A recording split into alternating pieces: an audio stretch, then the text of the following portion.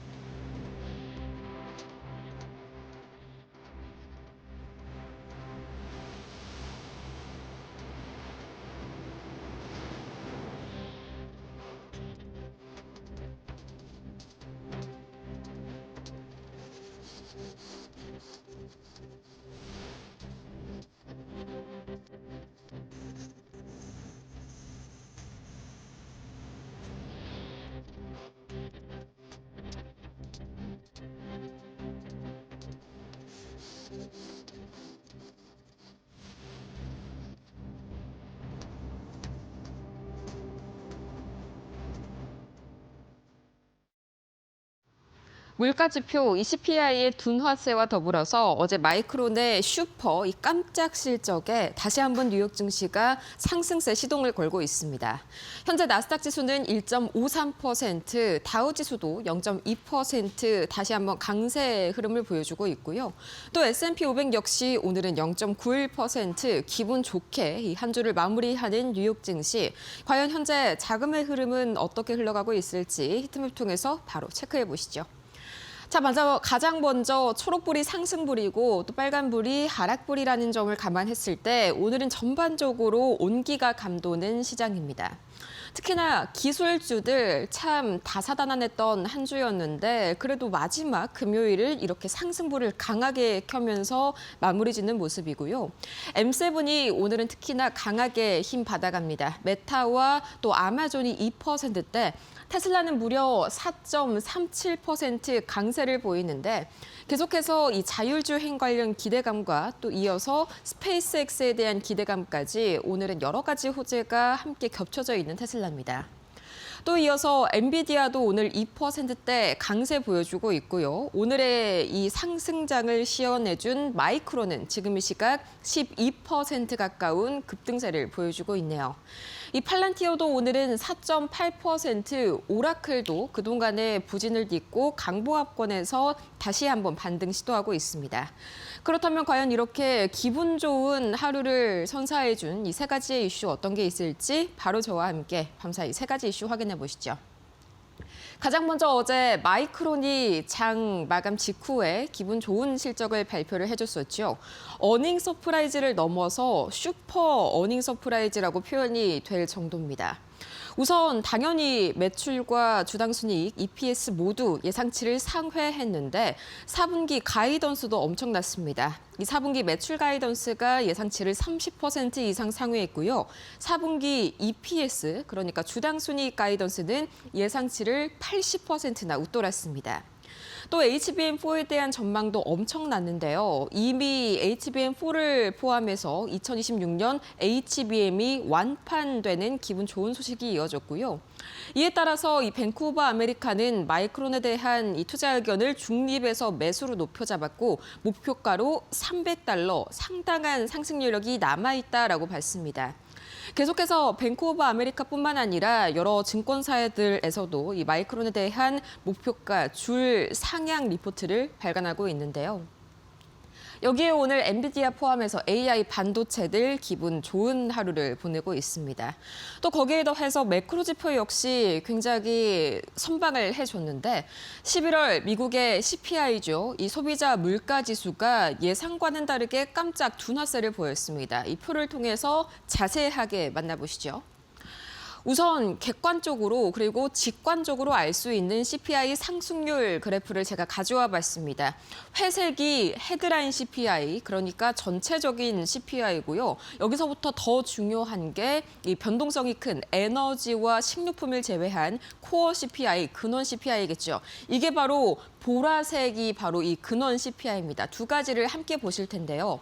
이 바로 전월까지만 하더라도 계속해서 이 코어 CPI, 보라색 그래프는 상당히 높게 나타나고요. 또 다시 한번 CPI가 전반적으로 상승하는 흐름이 나타났습니다만 이번 CPI를 통해서 이 보라색 근원 CPI뿐만 아니라 전반적인 헤드라인 CPI까지 예상치 대비해서 큰 폭으로 주저앉는 모습이 확인이 되실 겁니다. 수치를 통해서 다시 한번 확인을 해볼 텐데요. 참고로 이번에는 이 전월 대비해서는 정확하게 수치가 나오지가 않았습니다. 10월 달에 셧다운으로 인해서 이 지표들이 명확하게 데이터 수집이 되지 않았기 때문이죠. 이 때문에 이 9월과 11월간의 두 달간의 변화를 바탕으로 산출이 됐는데 우선 가장 중요한 근원 CPI 상승률, 예상치가 3% 증가였는데 실제치가 2.6% 생각보다도 큰 폭으로 하회하는 움직임이 나타났죠. 또 이어서 헤드라인 CPI 역시 예상치 3.1%보다 큰 폭으로 낮게 나타났습니다. 2.7% 상승한 것으로 나타나게 되면서 인플레이션 우려감이 많이 둔화가 됐고요. 당연히 금리 인하에 대한 기대감도 크게 상승했습니다. 특히나 이번 11월 근원 CPI가 중요한 점이 2021년 초 이후, 그러니까 팬데믹 이후로 최저치를 기록을 했다는 점인데 다시 한번 금리 인하 경로로 들어설 수 있을 것이란 기대감이 오늘 시장에 감돌았습니다. 다시 한번 그렇다면은 종전에 있는 세 가지 이슈로 살펴볼까요? 거기뿐만 아니라 오늘 매크로적인 호재 더해서 섹터적인 호재도 있었습니다. 바로 AI 쪽에 또다시 훈풍이 들어올 만한 소식이었는데 트럼프 대통령이 국가적으로 AI 촉진을 위한 이 제네시스 미션에 서명을 했습니다. 자세한 내용 이 뒤에 있는 판을 통해서 만나보시죠. 이 제네시스 미션 본격적인 그런 목적은요. AI를 활용해서 국가적인 과학 혁신을 촉진한다는 것입니다. 한마디로 이 연방 데이터와 여러 가지 민간 AI 도구들을 결합한다는 것인데 이 국가 에너지부 산하에 있는 슈퍼컴퓨팅 자원과 또 엔비디아와 IBM 등이 가지고 있는 민간 기술을 결합하고 또 전력망을 효율화함으로써 현재 데이터 센터 인프라의 병목의 주요 요인으로 꼽히고 있는 전력 문제를 개선한다는 점도 큰 핵심 요소입니다. 특히나 참여 기업 라인업이 엄청난데요. 아마존과 구글, 엔비디아, AMD도 참여를 하고요. 그 이외에도 팔란티어와 IBM, 인텔, 엑센추어 등 이 대규모 이름을 대기만 해도 알 법한 기업들이 20개사 이상 참여합니다. 오늘 팔란티어가 4%대 강세 보이고 있는 이유도 바로 이 라인업에 포함이 됐기 때문이죠. 그럼 다시 한번 돌아가 볼까요? 이번에는 특징주를 통해서 이 종전의 이슈들 다시 한번 복기를 해보도록 하겠습니다. 가장 먼저 오늘 테슬라가 굉장히 강한 상승세를 보였습니다. 이 민간인 최초로 우주를 유영한 사람이자 머스크의 최측근으로도 알려진 제러드 아이작맨이 드디어 나사 국장으로 취임했다는 소식이 전해졌습니다. 이 사실 지난 12월부터 지명이 거론됐었는데 지난 5월 달 트럼프와 이 머스크 사이의 관계가 틀어지면서 트럼프 대통령이 일방적으로 지명을 철회한 사건이 있었죠. 다시 한번 둘 사이의 관계가 봉합되면서 이번에 아이작맨이 다시 한번 나사 국장에 완전히 취임이 가결됐습니다. 이 때문에 이 스페이스X에 대한 사업 기대감이 커지면서 다시 한번 테슬라도 상승 흐름을 보여주고 있고요. 또 밤사이에 CPI가 워낙 둔화세를 보였다 보니 이 금리 인하에 대한 기대감이 대폭 커진 점 역시 테슬라 주가 끌어올리고 있습니다. 이어서 메타도 보도록 할 텐데요. 뱅크 오브 아메리카가 밤사이에 굉장히 긍정적인 리포트를 내놨습니다. 2017년 밸류에이션이 시장 대비해서 굉장히 할인 상태라면서 장기적으로 봤을 때 현재가 매수 적기라고 확인을 해준 것인데요. 여기에 투자 의견을 매수로 재확인하면서 투자 등급도 다시 한번 사야 할 기회다라는 점을 확인시켜줬습니다. 이어서 마이크로소프트 보도록 하겠습니다. 오픈 AI가 또 밤사이에 굉장히 긍정적인 소식을 들고 왔는데 자금 조달을 논의하면서 기업 가치를 7,500억 달러로 인정받았다는 소식이 대표적인 파트너사인 마이크로소프트의 주가까지 상승 흐름을 시원하게 만들었습니다. 그렇다면 과연 이 세 가지의 현재 주가 흐름 어떻게 마무리 지었을지 종가 기준 만나보시죠. 가장 먼저 테슬라 보도록 할까요? 이 장중 당시만 하더라도 4%대 중반대의 강세를 보여줬었던 테슬라. 이 장 후반 들어서 바로 움직임 보도록 하겠습니다. 3.45%. 워낙 강세를 보였다 보니 장 막판 들어서 약간은 이 차익 실현한 모습이 나타났고요. 이어서 보도록 하겠습니다. 다음으로 이어질 이 종목 메타 플랫폼스 2.32% 오늘 견조한 상승세로 하루를 마무리 지었습니다. 이어서 마지막 보도록 할까요? 마이크로소프트 1.65% 강세로 오늘 기분 좋게 마무리를 지었고요.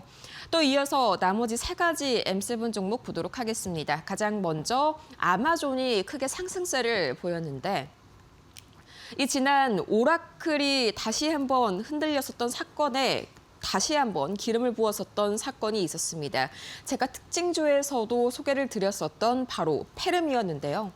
데이터 센터 인프라 관련 기업입니다만 문제는 당시에 이 오라클 악재와 더불어서 페르미에게 1억 5천 달러가량의 건설비를 지원을 해주기로 했었던 한 투자처가 이를 철회했다. 이 때문에 페르미 주가가 거의 40% 가까이 급락하면서 AI 인프라 전반에 이 먹구름을 들이우게 했던 게 바로 지난주였습니다. 그런데 그 당사자가요, 바로 아마존인 걸로 밤사이에 비즈니스 인사이더가 보도했습니다. 페르미 자체에게는 악재겠지만 아마존 입장에서는 현재 재무적인 부담이 큰 상황에서 이렇게 하나의 투자를 철회했다는 점이 재무적으로 플러스가 될 만한 사건으로 시작은 해석을 했습니다. 이 때문에 다시 한번 아마존의 주가 관련 사실이 보도되면서 오늘 상승세를 보여줬고요. 엔비디아는 바클레이스에서 다시 한번 긍정적인 리포트를 이어나갔습니다. 데이터 센터용 GPU에서 엔비디아가 압도적인 선두를 달리고 있다면서 엔비디아에 대한 매수 의견을 비중 확대로 재확인했고요. 또 구글은 계속해서 인도 시장에 발을 넓히고 있습니다. 인도의 엑시스 은행과 손을 잡고 신용카드를 출시를 했는데 이 아마존과 엔비디아, 구글 이 세 가지 제가 오늘 묶은 이유는요. 그렇습니다. 좀 전에 말씀드렸던 제네시스 미션에 참여하는 이 M7 중에서의 세 개의 기업 제가 따로 모아봤는데요. 현재 종가 기준에서의 주가 흐름은 어떻게 움직일지 바로 확인해 보시죠. 아마존은 2.48% 상승으로 오늘 하루를 마무리 지었고요. 또 이어서 엔비디아 보도록 하겠습니다. 마찬가지로 2.2% 강세. 마지막으로 이 알파벳, 구글의 경우에도 1.93%. 오늘 이 제네시스 미션에 참여하는 기업들은 2%에 가까운 강세로 끝까지 힘을 유지해주면서 오늘 하루 기분 좋게 마무리를 했습니다.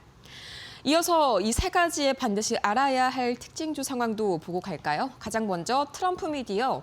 사실상 암호화폐가 굉장히 강하게 묻어있는 기업이라서 최근 들어서 주가가 고전을 면치 못했는데 이번에도 마찬가지로 굉장히 분위기를 전환하려는 움직임이 나타났습니다. 바로 핵 융합 에너지 기업인 이 TA 테크놀로지와 합병 소식을 발표했는데 전액 주식을 교환하는 방식으로 합병이 이루어질 예정이고요. 그 거래 가치만 60억 달러에 달합니다. 계속해서 말씀을 드리고 있지만 최근 비트코인을 포함해서 암호화폐가 시장이 계속해서 고전을 면치 못하다 보니까 암호화폐 채굴 기업들이 이런 식으로 이 데이터 센터 인프라 에너지 관련 기업으로 변모하는 움직임들이 나타나고 있는데요. 이 기존에 가지고 있던 인프라를 고스란히 활용할 수 있다는 점에서 이런 움직임들이 돋보입니다. 이어서 이 룰루레몬, 우리가 이 관련 레저룩의 요가복의 샤넬이라고도 하는 룰루레몬이죠. 밤사이에 굉장히 상승하는 움직임이 나타났는데 행동주의 투자 펀드 엘리엇 매니지먼트가 룰루레몬의 지분 10억 달러 이상을 취득했다는 소식이 주가에 긍정적인 영향을 미쳤고요. 로켓랩 다시 한번 주가가 스카이로켓하는 모습을 보여줬습니다.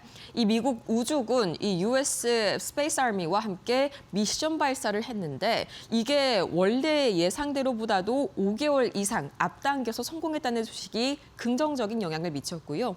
이 세 가지의 종가 기준 주가 흐름 보도록 하겠습니다. 가장 먼저 트럼프 미디어 다시 한번 이 핵융합 에너지 관련으로 이 변모를 하겠다는 그런 소식이 긍정적인 영향을 미쳤고요. 이어서 계속해서 주가 흐름 바로 이어서 보도록 하겠습니다. 이번에는 매크로 지표 흐름입니다. 가장 먼저 국제유가가 0.13% 다시 한번 상승하는 움직임이 나타나고 있는데 계속해서 러시아와 우크라이나 측의 이 사이가 좋아지고 있다라는 소식이 들려옵니다. 그럴 수밖에 없는 게 이 트럼프 대통령이 다시 한번 이 대러시아 추가 제재를 경고하면서 이걸 지키지 않을 경우에는 푸틴 대통령이 엄청난 이 국제유가 관련해서 부담을 지게 만들었습니다. 이 때문에 국제유가는 단기적으로 상승하는 움직임이 나타나고 있고요. 원달러 환율은 보합세에 머무르고 있습니다.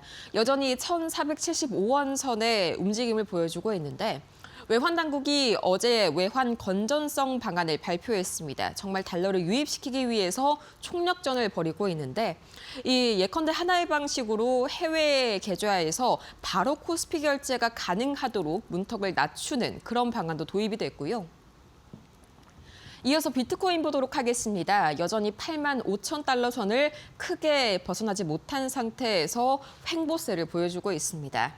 금 가격은 상당히 상승했다가 잠시 쉬어가는 움직임이 나타나고 있는데요. 이 온스당 4,300달러 선에서 크게 벗어나지 못하는 움직임이 나타나고 있습니다. 지금 워낙 고점 상태이기 때문에 잠깐 쉬어가는 움직임을 보여주고 있는 것이죠. 이어서 미국채 10년물과 미국채 2년물은 하락하는 움직임이 나타납니다. 밤사이에 물가지표 CPI가 둔화세를 보이게 되면서 금리 인하 기대감이 커졌고요. 이게 국채금리의 약세로 이어졌기 때문입니다.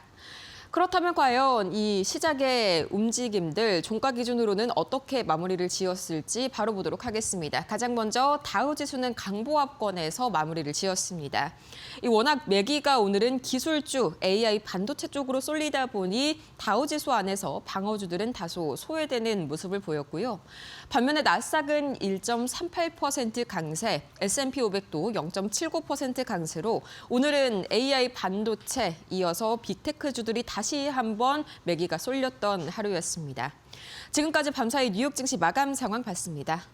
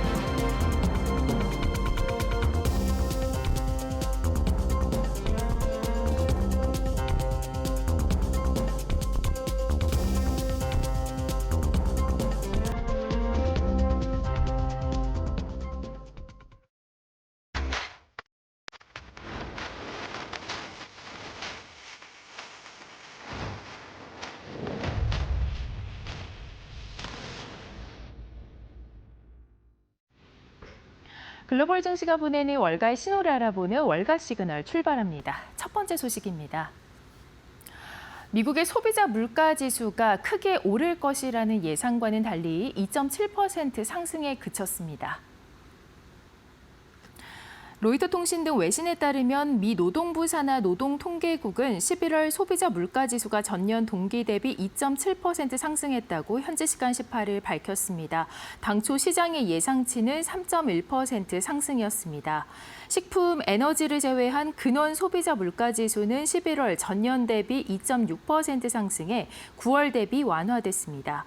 이번에 예상보다 소비자 물가지수 상승률이 낮게 나타난 것은 지난달 데이터 수집이 월말로 지연되면서 소매업체들이 연말 할인 행사를 진행한 시점에 가격이 반영된 결과로 풀이됩니다. 애널리스트들은 12월에는 물가 상승세가 다시 가파르게 치솟을 것이라고 내다보고 있다고 로이터 통신은 전했습니다. 펜테온 매크로 이코노믹스의 수석 이코노미스트 세무엘 톰슨은 소매 업체들이 9월까지 약 40%의 관세 부담을 소비자에게 전가했으며 내년 3월까지 그 비율이 70% 수준으로 점진적으로 확대된 후 안정될 것이라고 전망했습니다. 소비자 물가지수가 예상보다 둔화되면서 전문가들은 향후 금리 인하 가능성이 더욱더 커지며 미증시가 활기를 띨 것이라고 전망했습니다. 한편 미 노동부는 지난주 신규 실업수당 청구 건수가 22만 4천 건으로 한 주 전보다 1만 3천 건 감소했다고 밝혔습니다. 이는 로이터 통신에서 집계한 전문가 전망치 22만 5천 건을 밑도는 수치입니다. 2주 이상 실업수당을 신청한 계속 실업수당 청구 건수는 12월 6일 기준 189만 7천 건으로 한 주 전 수치보다 6만 7천 건 늘었습니다. AP통신은 노동시장을 둘러싼 우려가 커지고 있지만 긴 호흡으로 봤을 때 역사적으로 건전한 수준을 유지하고 있다고 전했습니다. 중국이 미국 등 서방의 견제를 뚫고 극자외선 노광 장비의 시제품을 개발한 것으로 전해졌습니다. 현지 시간 18일 로이터 통신에 따르면 중국 과학자들은 올해 초 선전의 한 연구실에서 극자외선 EUV 장비의 초기 프로토타입을 완성했으며 현재 시험 단계에 돌입했습니다. 미국의 원자폭탄 개발 계획에 빗대서 중국판 맨해튼 프로젝트로 불리는 극비국가 차원의 사업을 통해 기술 통제의 돌파구를 마련하려는 시도라는 분석이 나옵니다. 다만 아직 실제로 칩을 생산할 수준은 아닌 것으로 전해지고 있습니다. 노광 장비는 반도체 회로를 웨이퍼에 빛으로 새기는 장비로 EUV 장비는 초미세 공정에 필수적입니다. 유일하게 ASML만이 이 장비를 만들 수 있어 이 회사가 반도체 업계의 슈퍼을로 불립니다. 미국과 네덜란드가 손을 잡고 2019년부터 EUV 노광 장비의 중국 수출을 금지하면서 중국은 자력으로 초미세 공정의 칩을 만들 수 없었습니다. 중국 정부는 ASML에서 근무했던 중국 출신 엔지니어들을 투입하고 ASML 이 장비를 분해해 구조와 작동 방법을 파악하는 역설계 방식으로 자체 EUV를 개발한 것으로 전해지고 있습니다. 전문가들은 중국이 독자적인 첨단 칩 생산 기반을 갖추려면 여전히 초정밀 광학계의 기술적 과제가 남아있다고 내다보고 있습니다. 다만 중국 정부는 이 프로젝트에 지원을 아끼지 않고 있는 만큼 예상보다 빠르게 격차를 좁혀 한국과 대만 수준의 이 초미세 반도체 생산 역량을 갖출 가능성도 제기가 되고 있습니다. 구글이 최근 이 AI 모델, 이 제미나이 프로의 경량화 모델, 이 제미나이 3 플래시를 개발했습니다. 구글이 현지 시간 17일 경량 모델인 제미나이 3 플래시를 공식 출시하면서 AI 업계 고민인 속도와 성능을 둘 다 잡았다라고 자신했습니다. 구글이 공개한 제미나이 3 플래시는 지난달 공개한 제미나이 3 프로를 직류해서 얻은 경량화 모델입니다. 방대한 데이터를 학습한 상위 모델 제미나이 3 프로가 내놓은 답을 위주로 학습한 일종의 학생 모델인 셈인데요. 훨씬 적은 학습량으로 대형 AI 모델 못지않은 성능을 낸다는 점이 특징입니다. 구글이 공개한 데이터에 따르면 복잡한 과학 문제 해결 능력을 평가하는 벤치마크인 GPQA 다이아몬드에서 제미나이 3 플래시는 90.4를 기록했으며 일반 지식 테스트인 MMLU 프로에서도 81.2를 기록해 제미나이 3 프로와 유사한 점수를 달성했습니다. 가성비 모델인 만큼 사용 가격도 제미나이 3 프로 모델의 약 25% 수준으로 낮췄습니다. 업계에서는 오픈 AI와 구글의 경쟁으로 인해 모든 기업이 신제품 출시에 대한 압박을 받고 있다는 의견도 나오고 있습니다. 일론 머스크가 이 사내 xAI와 관련한 회의에서 앞으로 2, 3년만 버티면 AI 경쟁에서 xAI가 상위 위치를 차지할 것이라고 언급했습니다. 일론 머스크가 xAI 샌프란시스코 본사에서 열린 사내 전체 회의에서 앞으로 2, 3년만 버티면 xAI가 AI 경쟁의 정점에 설 것이라고 말한 것으로 전해졌습니다. 머스크는 초지능 경쟁의 승부처로 전력과 데이터 센터 확장 능력을 지목했습니다. 연산 자원과 에너지 확보가 경쟁사를 따돌리는 핵심 요소라는 설명입니다. 또한 이르면 2026년 인간 지능과 대등하거나 이를 능가하는 AGI 달성 가능성도 언급했습니다. xAI는 연간 200억에서 300억 달러 규모의 자금 조달이 가능하다고 강조했습니다.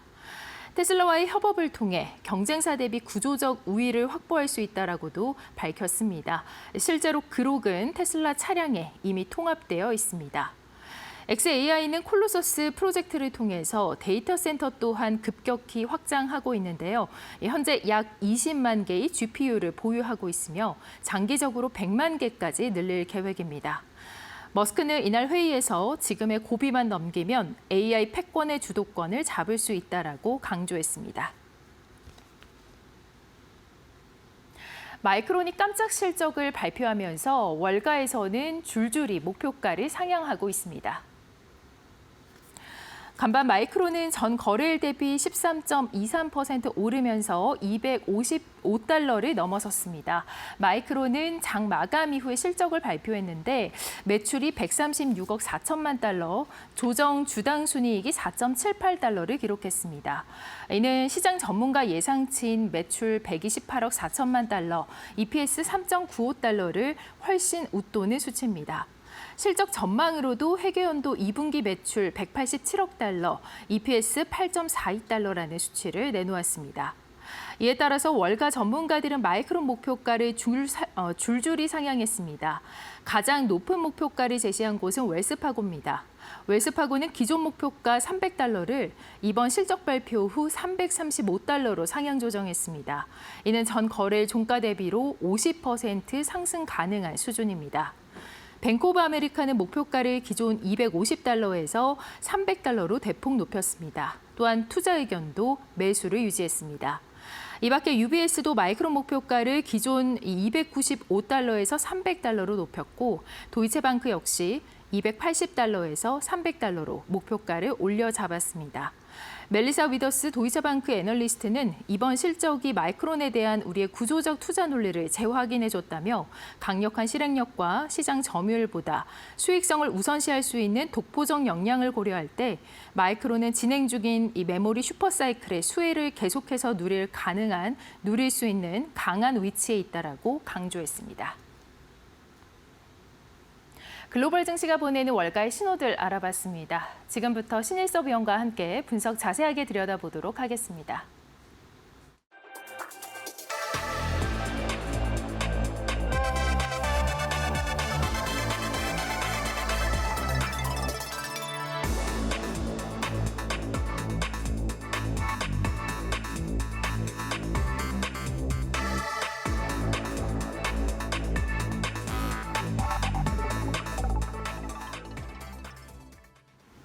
네, 반도체 장비 통제의 어떤 핵심 축이라고 한다면 바로 이 극자외선 노광 장비일 텐데요. 그동안 ASML에서 이 장비를 독점을 하던 듯 했는데 이 장벽을 넘기기까지 상당한 시간이 걸릴 것이라는 게 또 중론입니다. 중국이 이 노광기계 독립의 꿈을 지금 한 걸음씩 나아가고 있는 모습인데요. 중국의 추격이 너무 무섭습니다. 이 스포츠 경기에서 일어난 일이랑 똑같은 일이 일어나고 있는데 우리 쇼트트랙 보면은 그런 일이 일어나잖아요. 곧 동계올림픽도 있는데 거기 보시면은 우리나라 선수, 코치 이런 사람들을 어떻게 대우해서 데려가 버리죠? 거기서 집을 줘버리고요. 맞아요. 훈련비도 다 공짜로 지원합니다. 그러면서 우리나라의 선수들, 코치들 다 데리고 가서 쇼트트랙의 어떤 노하우를 그 중국 선수들한테 전파를 해버립니다. 그러니까 이런 것들은 막을 수가 없다는 것이죠. 지금 이 씬에서도 똑같은 일이 일어나고 있습니다. 전 ASML, 전 구글, 전 메타에서 일했던 엔지니어들을 싹 다 빼가서 중국에서 그 엔지니어들이 갖고 있는 머릿속에 있는 노하우들을 역으로 이제 설계해 보는 것이죠. 아니면은 불법적으로 빼가는 경우도 많이 발생돼서 우리나라도 뉴스에 가끔 나오잖아요. 삼성전자, SK하이닉스 같은 경우도 그런 것들이 상당히 지금 무섭다는 생각이 들고요. 그러면은 저 인력 갖고 하는 행동들은 지금 미국 정부에서 막는 것으로 막을 수가 없습니다.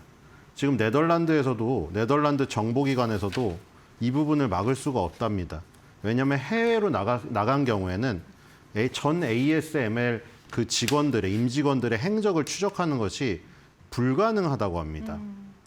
그래서 이 한 번 중국으로 인력을 빼가 버리면 네. 네덜란드 정보부에서도 어떤 손을 쓸 수가 없는 이런 상황이라고 합니다. 그러니까 저런 빈틈이 있다는 것이고, 그리고 지금 노광, 식각, 증착 이렇게 반도체 3대 공정이라고 하잖아요. 우리가 반도체 칩을 만드는 공정은 네. 조각품을 만드는 과정이랑 비슷해요. 그렇죠.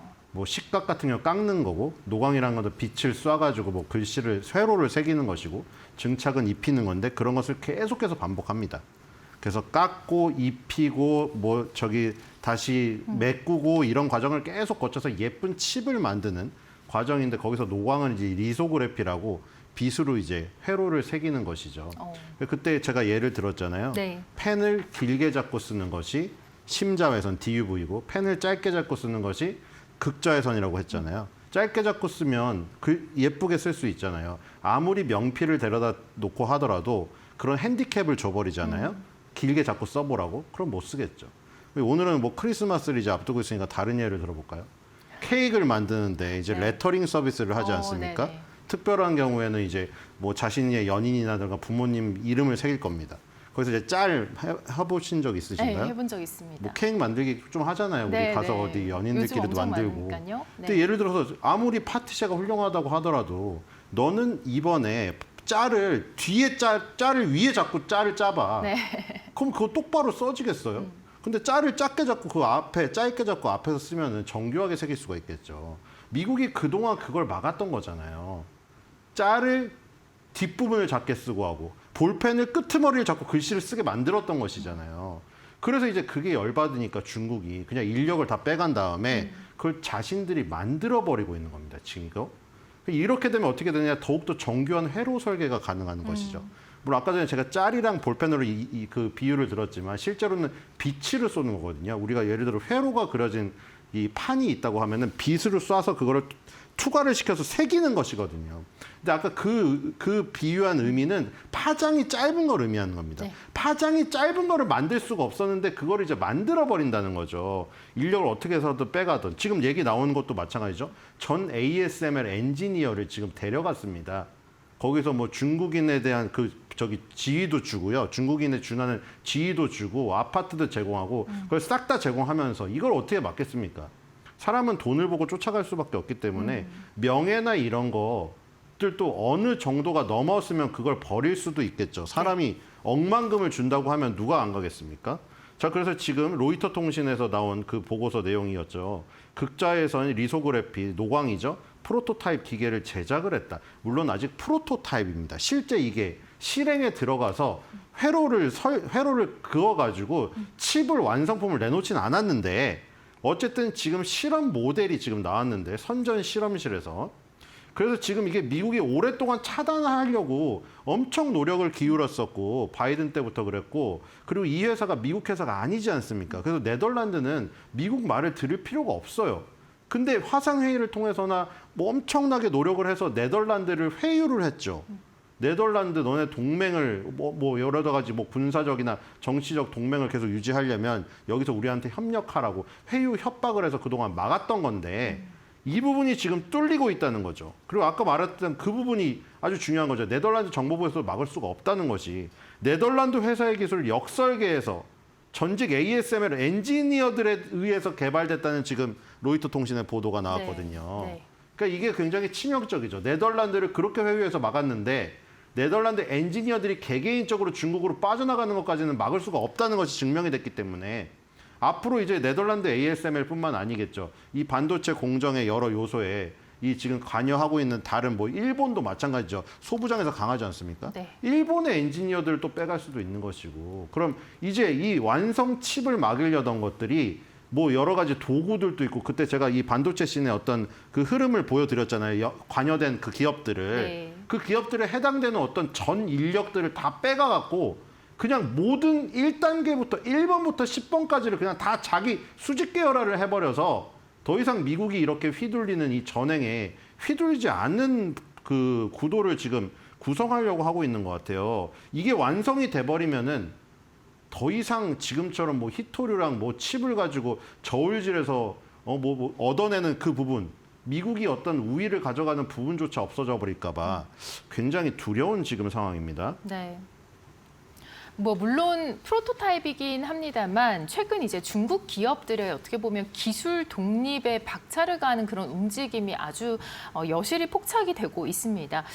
불과 사실 뭐 ASML과 같은 경우는 ASML 최고 경영자가 뭐 중국이 따라오려면 아직 뭐 아주 오래 걸린다라고 최근 발언을 내놓기도 했는데 그런 것과 좀 비교했을 때 이 화건과는 달리 속도가 굉장히 빠른 것 같습니다.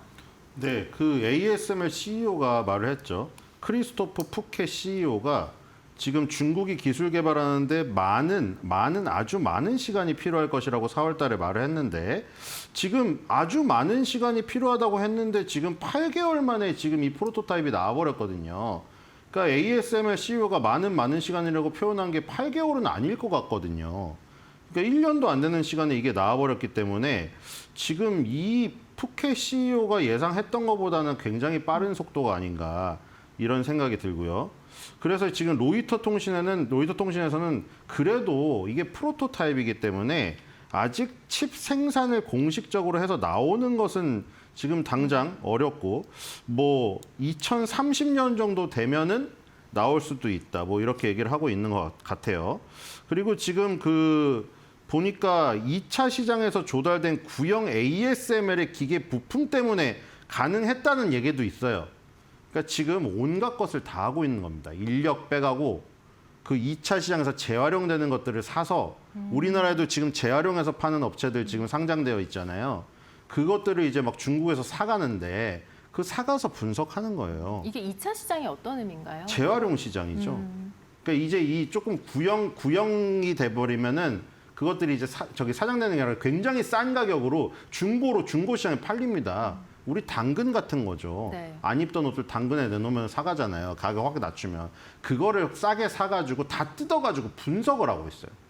그리고 그 분석이 자기네 엔지니어로 안 되니까 그 회사에서 일하던 인력을 빼가지고 이거 분석해봐라고 하고 있으니 그래서 지금 이런 것들부터 지금 따라가면 이제 뭐 블랙엘 루빈 칩을 안 주겠다. 그럼 이제 이렇게 돼버리죠. 야, 우리 블랙엘 루빈 칩 그냥 우리가 그릴게. 이렇게 돼버리는 지금 상황이 펼쳐질 수도 있다 이런 생각이 드네요. 근데 지금 뭐 X에 나오는 얘기들을 보면은 뭐 반반인 것 같아요. 그러니까 뭐 지금 중국이 뭐 블러핑을 할 수도 있고 우리가 지금 이게 거의 트럼프 카드 게임 것도 같잖아요. 네. 자신이 갖고 있는 것이 무슨 풀하우스인지 무슨 원페어인지도 모르겠어요. 어느 정도인지 서로 몰라요. 지금 중국도 미국도.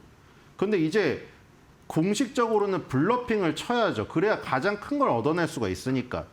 미국도 히토류가 얼마나 자체 생산이 뭐 가능한지도 모르겠어요. 정제 부분에서 워낙에 약하고. 근데 뭐 MP 머티리얼스를 막 인수해가지고 뭔가 히토류가 거의 뭐 좀만 하면 따라잡을 수 있을 것 같이 말을 하잖아요. 근데 뭐 얘기 나오는 건 10년, 20년 걸린다는데 뭐 그렇다고 뭐 야 우리 30년 걸려서 히토류 너네 못 따라가 이럴 수가 없잖아요. 네. 그러니까 서로 제가 보기에는 뭐 원페어는 아닐지언정 투페어 정도 가지고 막 엄청 막 포카 가진 것처럼 하고 있는 거예요. 지금 다들 보니까. 근데 지금 X에 나온 얘기를 보니까 뭐 이런 얘기도 있어요. 단지 소스를 훔친 것 뿐이다. They stole the sauce라고 해놨네요. 그리고 리소그래피라는 단어도 나오죠. 이게 노광이거든요. 네. 그래서 이게 단지 소스를 지금 훔쳐서 프로토타입을 만든 것 뿐이지 프로토타입을 만들고 이제 양산을 통해 가지고 이게 진짜로 효율이 나오는 제품이 나오는 거는 딴 얘기다 뭐 이런 얘기를 하는 사람도 있고요. 그리고 이제 ASML이 지금 지금 엔지니어를 빼가서 만든 부분을 또 정리를 해놓은 게 있거든요. 네. 그래서 지금 보니까 여기에 화웨이라는 업체가 깊이 관여하고 있다. 화웨이요? 이게 나오고요. 네. 저 보이죠? Deep Involvement by 화웨이라고 나오거든요. 네. 화웨이가 지금 여기 깊숙이 관여를 하고 있다. 근데 지금 이 화웨이에 대한 거는 젠스랑도 얘기한 적이 있거든요. 네. 젠스랑의 AI 뭐 엔지니어라든가 연구원이 세상에서 제일 많은 것이 중국이고 화웨이나 샤오미 같은 업체가 결국 나중에 큰 사고를 칠 것이다. 이렇게 얘기를 했는데 지금 화웨이가 여기에서 뭔가 휴대폰만 만드는 업체가 아니라 그렇죠? 자율주행만 하는 업체가 아니라 나중에는 이제 노광 공정을 통해서 반도체 칩까지 그려낼 수 있는 이런 업체로 성장할 가능성도 있지 않을까. 굉장히 이런 생각이 듭니다. 근데 어쨌든 간에 2028년에서 2030년 정도 돼야 이 프로토타입이 실제로 활동을 해서 칩을 회로도를 빛으로 그려낼 수 있는 수준에 이르지 않을까 뭐 이렇게 예상을 하고 있습니다. 근데 뭐 더 빨라진다면 위협이 더 빨리 떠오르겠죠. 그리고 이게 트럼프 임기 이후에 이제 다른 정권이 들어설 때 이게 개화할 것 같거든요. 네. 그러니까 지금 다음 정권에서 어떻게 이 트럼프가 이렇게 막아놓은 것을 계속 계승해서 얼마나 방어를 치느냐 거기에 따라서 아마 미국과의 중국과의 어떤 그 헤게모니 싸움이 점점 흥미진진해지지 않을까 이런 생각이 듭니다. 네, 또 중국판 맨해튼 프로젝트라는 이야기까지도 들려오는데요. 이 미국이 2차 세계대전 당시에 이 원자 폭탄 개발을 위해서 가동했던 프로젝트 이름입니다. 자, 이렇게까지 비교가 될 정도로 중국의 의지가 좀 강력하다고 보이는데요. 네, 아까 예. 로이터 통신의 그 보도 자료의 제목이 그거예요. 그래서 오펜하이머 영화 보면 나오잖아요. 네. 내가 악마를 만들었다고 오펜하이머 실존 인물의 그 육성, 그 영상이 나오잖아요. 눈물 네. 흘리면서. 그때 뭐 아인슈타인도 나오고 그 온갖 그 여자 과학자까지 다 해가지고 굉장히 빠른 시간 내에 만들어냈잖아요. 그리고 그걸 일본에 두 방을 투하하면서 항복을 이끌어냈죠. 근데 그 맨하탄 프로젝트의 비유를 지금 했습니다. 네, 좋습니다. 자, 일단은 뭐 중국의 이 반도체뿐만이 아니라 기술 쪽 전반적인 자립에 대한 움직임 굉장히 강하다는 거 확인을 해봤고요. 이어서 다음 주제 살펴보도록 하겠습니다.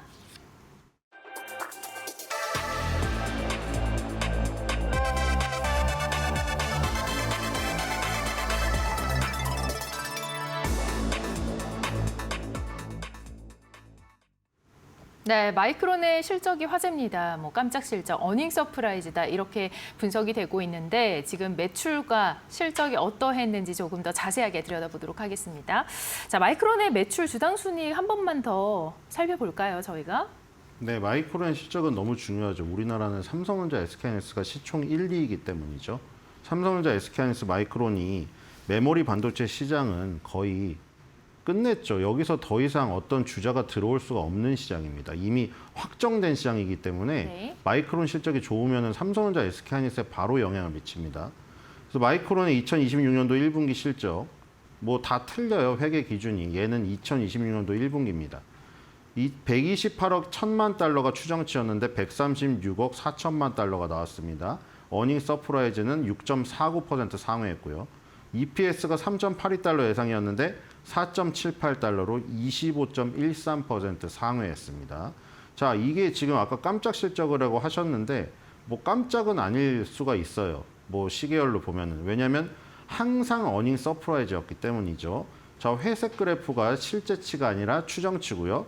파란색이 실제치죠. 항상 회색보다 파란색이 높았던 것을 보실 수가 있습니다. 와, 놀랍네요. 2022년도 네. 1분기부터 거의 한 분기도 안 빠지지 않았나요, 지금? 네, 같으면 보니까? 같아도 네. 예, 보니까 다 한 분기도 안 빠진 것 같아요. 그리고 지금 EPS도 마찬가지죠. EPS는 이제 원으로 표시가 되어 있는데 원에서 지금 원보다 낮으면 이제 어닝 쇼크가 되겠죠. 그리고 이제 빨간색으로 표시가 되는 것이고 지금 2024년도 3분기부터는 계속 어닝 서프라이즈고 지금 그리고 원하고 간격이 넓을수록 쇼퍼 어닝 서프라이즈 아니겠습니까? 네. 그러니까 눈사람 모양이 되거나 아니면 눈사람이 머리랑 몸통이 분리된 것 같이 보일 정도면은 더욱 더 상회를 한 것이죠. 네. 높은 허들을 더욱 더 높게 뛰어넘은 거죠. 지금 이번 분기 같은 경우에는 과거 분기보다도 훨씬 더 지금 2022년도 1분기부터 표시가 되어 있는데 2022년도 1분기부터 지금까지 가장 그 간격이 넓은 어닝 서프라이즈예요. 보시면 그렇죠? 회색 동그라미랑 가장 간격이 넓잖아요. 네. 지금 2024년도 3분기 때도 회색이랑 그 어닝 서프라이즈 동그라미가 겹치는 교집합이 보이죠. 근데 이번에는 아예 떠버렸습니다. 간격이. 공중부양처럼 떠버렸죠. 그러니까 어닝 서프라이즈의 이 강도가 굉장히 강했다는 것을 볼 수가 있겠고요. 다음 분기도 지금 보니까 예상치가 이번 분기랑 비슷하게 지금 설정되어 있는데 이번 분기랑 비슷하게 나온다면 다음 분기도 또 슈퍼 어닝 서프라이즈가 나올 가능성이 지금 보이고 있습니다. 네. 그리고 주당 순이익은 2022년도 1분기 이후에 최고치인 것을 지금 확인할 수가 있을 것 같고요. 네. 그래서 이런 식의 실적이 나왔기 때문에 마이크론 테크놀로지는 오라클이나 브로드컴의 실적 부진이라든가 주가 하락에도 불구하고 주가가 상당히 강한 모습을 보여줬습니다. 네. 실적을 굉장히 자세하게 분석을 해주셨습니다. 여기에 대해서 지금 투자 의견과 목표가도 굉장히 강력하게 나오고 있다고요? 네, UBS에서 수요 급증에 직면해서 공급 부족이 심화되고 있다고 하면서 자, 너무 좋은 소식이죠. 우리나라 삼전 SK하이닉스랑 똑같이 적용된 얘기이기 때문이에요. 네. 엔비디아, AMD와 같은 AI 칩 리더에게 메모리 솔루션을 공급하는 마이크론에게 더 많은 상승 여력이 생길 수 있다면서 245달러로 상향을 했는데 문제는 이 245달러도 평균에 못 미친다는 겁니다. 시장 평균치가 278.39거든요. 네. 그러니까 UBS가 저렇게 좋은 투자 내용을 필두로 해가지고 의견을 목표 주가를 높였는데도 그게 평균치 이하라는 거예요.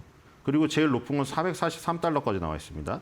자, 그리고 전체 의견 자체도 압도적이죠. 28 바이에 2 홀드고요. 셀은 하나도 없습니다. 그래서 의견은 가장 강한 스트롱 바이가 지금 나오고 있는 것을 보실 수가 있겠습니다. 네, 좋습니다. 최근 AI 주가 부진에도 불구하고 사실 마이크론 잘 버텨줬었거든요. 이 골드러시 때와 마찬가지의 투자 방식, 그러니까 픽앤슈벨 이 플레이의 대표 예로 지금 거론이 되고 있는데요. 이게 어떤 의미인가요? 네, 저희 영어 공부 시간이죠. 어제는 글리치라는 단어를 배우지 않습니까? 네. 벌레라는 뜻이었고요. 버그. 그렇죠? AI 씬의 버그 현상이 일어난다고 해서 마이클 버리의 순환 경제론이랑 비슷하게 지금 돌아간다. 어제 그 얘기했죠. 근데 오늘은 또 다른 부분. 그러니까 어제처럼 예를 들어 AI 순환 경제론에 빠져가지고 돈이 그 사이에서만 돌고 실적이 굉장히 좋게 나온 것처럼 예상은 되지만 사실 따지고 보면 오픈 AI라든가 오라클이라든가 가장 약한 골이어서 지금 무너지는 것들이 보였잖아요. 그럼 이제 다른 부분에 대한 어떤 투자, 어떤 기회가 생기지 않을까. 그 부분이 바로 픽앤쇼벨입니다. 픽이 찍는 거니까 곡괭이고요. 쇼벨이 삽이에요. 그러니까 예전에 골드러시 때를 얘기하는 건데 왼쪽이 골드러시 때 지금 일어났던 이 직접적인 행동들. 그러니까 금강에서 금이 막 나온다고 하니까 사람들이 금을 캐러 갔어요. 그리고 오른쪽에는 도구를 파는 회사들이거든요. 그래서 누가 더 안정적인가. 왼쪽에는 보면은 대박을 낼 수는 있는데 붐앤 부스터죠. 굉장히 급등하기 심합니다. 근데 오른쪽은 대박은 없어요. 꾸준하게. 근데 네. 곡괭이랑 삽을 팔고 삽이나 저 랜턴도 그려져 있는 거 보이시죠? 저런 것들을 팔면서 안정적인 수익을 추구할 수 있다. 이 얘기를 하는 건데 마이크론 테크놀로지는 바로 곡괭이와 삽, 랜턴을 파는 회사라는 거죠. 그럼 결론을 얘기하면 요즘에 엔비디아, 네. 엔비디아의 GPU 칩이 구글의 TPU라던가 아마존의 트레이니엄 칩에 위협을 받는데 이 얘기가 나오잖아요. 그러니까 그 얘기가 뭐냐면 금을 누가 더 많이 파느냐인데 금을 누가 더 많이 파느냐는 상관이 없다는 거죠. 1등을 누가 하건 2등을 누가 하건 3등을 누가 하건 상관이 없고요. 곡괭이랑 삽만 파면 된다는 거죠. 그래서 지금 시장의 중심이 마이크론 테크놀로지로 옮겨가고 있다는 것을 나타내는 것이 픽앤쇼벨 스트레이지 전략입니다. 네. 마이크론을 이 곡괭이와 삽을 판매하는 회사로서 꾸준하게 수익을 얻을 수 있는 그런 기업으로 설명을 해주셨네요. 자, 월가의 매크로부터 종목까지 오늘도 신일섭 위원과 함께했습니다. 고맙습니다.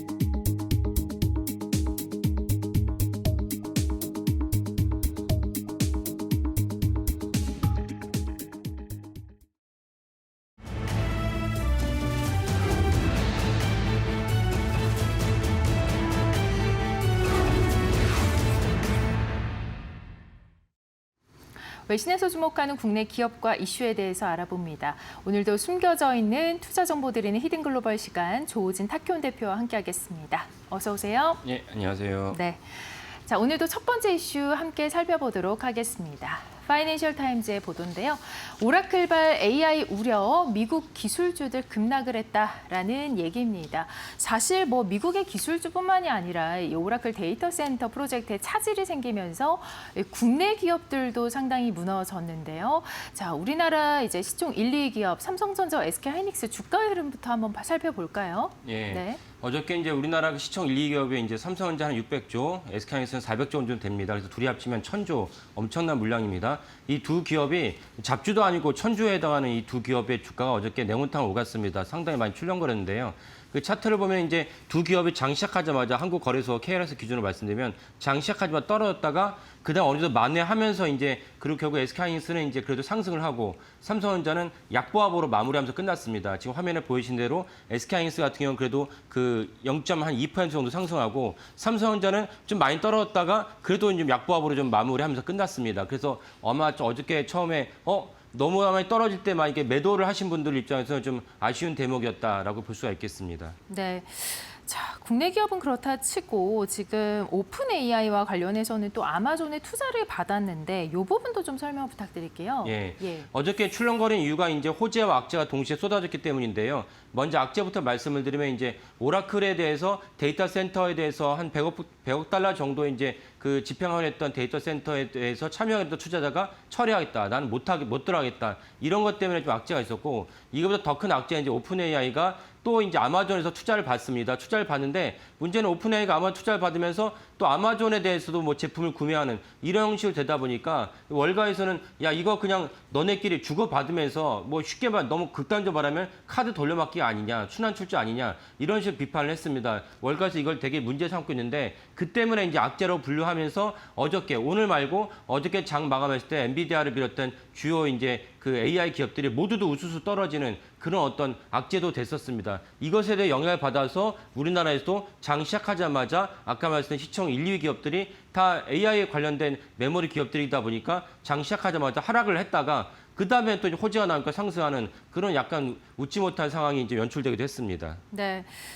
60년대 이제 우리 경제랑 좀 비교를 해서 지금의 상황을 좀 분석을 해보신다고요? 예. 네. 그러니까 순환 출자가 이게 월가에서 비판하는 오픈 AI의 어떤 행태가 순환 출자다, 카드 돌려막기시다 이렇게 비판하는 것이 타당한지 한번 살펴볼 필요가 있다고 생각을 합니다. 예를 들면 이건 가정입니다. 60년대 그러니까 60년대 현대그룹의 창업주인 이제 정주영 회장이 우리나라도 완성차 사업이 필요하다. 이런 맥락에서 자동차 사업을 시작하고 싶었습니다. 근데 막상 어찌어찌 해가지고 부품도 만들고 없는 인력에다가 자동차 만들기 시작했어요. 근데 그때 문제가 무엇이었습니까? 가정입니다. 문제가 무엇이냐면 자동차를 기껏 만들어도 자동차를 달릴 만한 도로가 없어요. 고속도로가 없어요. 경부 고속도로가 없으니까 만약에 그거를 얘기를 들은 박정희 대통령이 야 그러면 완성차 사업을 하겠다는데 완성차 사업이 우리나라에 중요하지 않겠냐? 나중에 우리나라에 중요한 먹거리 사업이 될 것이다. 라고 하는 맥락에서 박정희 대통령이 경부 고속도로를 깔아주겠다. 그렇다면 이걸 보고 현대차와 현대그룹에 대해서 정주영 회장이 사실 순환 출자다. 카드 돌려막기가 아니냐. 야, 니네가 진정한 부가가치 창출이 아니고 정부에서 도와줘서 사업을 영위하니까 이거는 이제 우리가 인정할 수 없다라고 비판한다면 오픈AI가 인류 역사상 세계 최고의 스타트업에서 기업 가치를 5천억 달러 정도 추정되는 그런 기업이 성장했는데 여기에 오픈AI를 지원하기 위해서 빅테크들이 자본을 투자를 하고 또한 빅테크들은 오픈AI에 대해서 서비스를 갖다가 또 재화를 배지를 올리는 식으로 순환 출자를 한다면 이것이 비판받을 만한 것인가 아니면 너무나 과도하게 비판한 것인가라고 생각해 본다면 후자라고 생각이 듭니다. 그래서 이번에 어떤 오픈AI와 아마존의 어떤 그 투자와 매출 올리는 구조도 지나치게 과도하게 예민 반응이다라고 볼 수가 있겠습니다. 네. 관점에 대한 제시를 좀 해주셨고요. 여기에 이제 뭐 오라클이 만든 이 AI 버블 재점화를 마이크론이 덮었습니다. 지금 마이크론의 실적이 이 부분을 소화하는 움직임인데요. 마이크론 실적 한번 언급을 좀 부탁드릴게요. 예. 마이크론이 어저께 이제 구체적인 수치는 다 아시겠으니까 한마디만 요약을 한다면 어저께 나온 이제 분기 실적이 마이크론의 사상 최대의 분기 실적이었어요. 창업 이후로 사상 최대 분기 실적이었는데 여기에 이제 그 메우로토라 이제 CEO가 뭐라고 두 마디로 정리하시는데 하나는 뭐냐면 지금이 최고 시대가 아니다. 그러니까 다음 분기가 더 좋다라는 뜻입니다.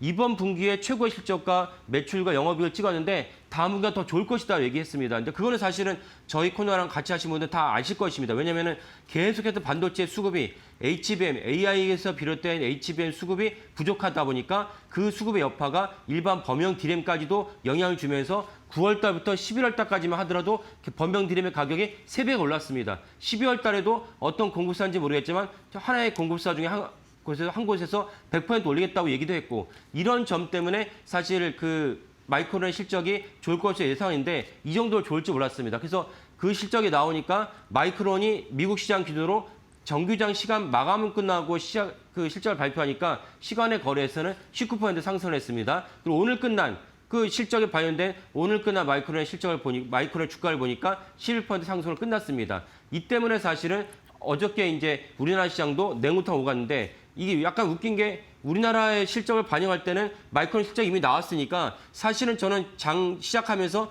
갭상승을 할 줄 알았는데 그 오라클과 오픈AI의 호재를 갖다 반영하면서 그 갭하라고 시작했다가 마이크론 실적이 좋다는 걸 깨달으면서 다시 상승했습니다. 약간 좀 어처구니 없는 어제 주가 흐름을 보였다라고 볼 수가 있겠습니다. 네. 그런가 하면 이제 어제 컨퍼런스 콜에서 삼성전자 등의 이 경쟁사에 대한 언급이 있었다고요? 예. 네. 그래서 어저께 이제 컨퍼런스 콜에서 이제 Q&A가 있으니까 어떤 질문이 나왔냐면 그 바클레이랑 이제 JP 모건이 어떤 질문이 나왔습니다. 마이크론에 대한 질문한 것입니다. 야, 니네 경쟁사가 HBM3E에 대해서 인증을 받고 시장에 진입한다면 그리고 HBM4에 대해서 진입을 한다면 너네 입지가 불안해지는 거 아니냐라는 맥락이죠. 경쟁사로 한다면 결국 이제 삼성전자로 봐야 됩니다. 왜냐하면 SK하이닉스는 이 엔비디아의 HBM 시장에서 1등 기업이니까 뭐 SK하이닉스가 진입한다는 건 뭐 기정사실이고 경쟁사가 추가로 진입한다는 건 삼성전자밖에 없습니다. 그러니까 삼성전자라는 얘기는 없었지만 삼성전자라고 이제 추정할 수 있고 삼성전자가 HBM4에서도 사실 진입한다면 너네가 지금 타격을 받는 게 아니냐라고 했는데 그 메오로토라 이제 마이크론 CEO가 뭐라 답변했냐면 전혀 걱정하지 않는다. 왜? 우리의 HBM4의 스펙은 세계 최고의 스펙을 자랑하고 있고 심지어 제일 중요한 것이 무엇이냐? 엔비디아라고 얘기는 안 했지만 제일 중요한 것이 무엇이냐? 우리가 이미 생산한 HBM4가 솔드아웃 됐다. 다 매진됐다. 근데 우리가 걱정할 필요가 뭐 있느냐라고 답변했습니다. 그러면서 이제 그 업계에서 뭐라고 얘기했냐? HBM 신장의 전체 규모가 28년에는 1,000억 달러 넘어섰을 것이고 마이크론은 거기에 대해서 D램의 점유율 수준 이상으로 우리의 HBM 시장 점유율은 그 이상을 갖다가 계속 점유할 것이다, 유지할 것이다 라고 답변을 했습니다. 네. 그런 입장에서는 사실 뭐 삼성전자가 엔비디아 HBM4를 납품한다라는 이런 소식이 뭐 좋은 소식은 아니겠어요? 예. 예. 그래서 제가 어저께 뭐라고 말씀드렸냐면 삼성전자가 HBM4에 대해서 30% 정도 엔비디아에 대해서 납품할 것이라는 그런 전망이 있는데 이건 실제로 그 전망이 실현되는지 재무제표랑 다른 여러 가지를 본 다음에 확인해봐도 늦지 않다고 말씀을 드렸습니다. 왜? 저는 여전히 삼성전자가 HBM4에서 공급할지 아닐지 공급하더라도 물량이 작지 않을까라는 그런 입장이기 때문에 일각에서 30% 정도 비중을 차지할 것이라는 그 전망이 좀 회의적입니다. 그 회의적인 것이 어저께 이제 그 메오로토라 마이크론 CEO가 확인해줬다. 우리가 다 솔드아웃 했는데 무슨 말을 하는 것이냐. 그렇다면 사실 엔비디아 입장에서는 1등 기업은 이제 하이닉스고 2등 기업이 마이크론이고 3등이 이제 삼성전자이기 때문에 그렇다면 삼성전자가 30% 정도 물량을 차지한다는 것은 좀 약간 회의적이다고 볼 수가 있습니다. 네. 또한 AI 버블론에서 지금 삼성전자를 필두로 한 또 빅테크들이 엔비디아 칩을 구매할 여력이 없다, 이런 부족하다라는 지적도 있다고요? 예, 그런 네. 지적도 있는데 그래서 제가 아까 말씀드린 삼성전자가 엔비디아 공급한다는 부분에서 회의적이기 때문에 어제 주가를 보면 다시 한번 어제 주가를 본다면 하이닉스는 그래도 상승으로 마감했지만 삼성전자는 상승하지 못하고 강보합으로 끝났습니다. 이 부분 역시 그런 부분을 반영했다고 볼 수가 있고 수급에 있어서도 삼성전자는 어저께 외국인들이 팔았습니다. 오히려 팔았는데 하이닉스는 샀어요. 1,500억 정도 샀거든요. 이런 부분을 갖다가 메오로토라 이제 마이크론 CEO의 컨퍼런스 콜의 멘트를 받아들인 결과가 아닐까 싶습니다. 그리고 실제로 이제 AI 버블론의 또 다른 어떤 근거가 되는 야, 더 이상 부채가 많아서 오라클의 부채가 많기 때문에 오라클 주가가 엄청나게 떨어졌거든요. 그건 오라클의 문제뿐만 아니라 마이크로소프트, 그 메타, 아마존 이런 모든 사안들의 영향 아니냐라고 볼 수가 있는 그런 지적이 있습니다. 근데 그렇지 않다고 골드만삭스가 답변했는데 뭐라 답변했냐면 그들의 어떤 부채를 갖다가 에비타라고 자본적 지출을 다 아시겠지만 에비타 수준에 도달한다면 그 빅테크들이 여러 개 투자할 수 있는 여력이 무려 1조 달러다. 그러니까 부채에 대한 염려가 오라클은 빅테크에 들어가지 않고 그 아까 말씀 마이크로소프트 그다음에 그 메타 이런 그 아마존 이런 기업들에 대해서 적용한다면 여전히 1조 달러 정도의 투자 여력이 있다. 이런 맥락에서 부채를 문제 삼는 것은 근거가 없다는 것이 골드만삭스의 입장입니다. 네, 좋습니다. 이 투자자들은 당분간 이제 마이크론 실적과 또 재무 안전성에 주목을 할 것 같습니다. 두 번째 헤드라인 함께 살펴보시죠. 두 번째 헤드라인은 바로 로이터 통신의 보도입니다. 현대기아 그리고 미국의 도난 논란에 대응을 하면서 차량 사실상 뭐 현대 400만, 기아 300만에서 700만 대 개조 합의에 나섰습니다.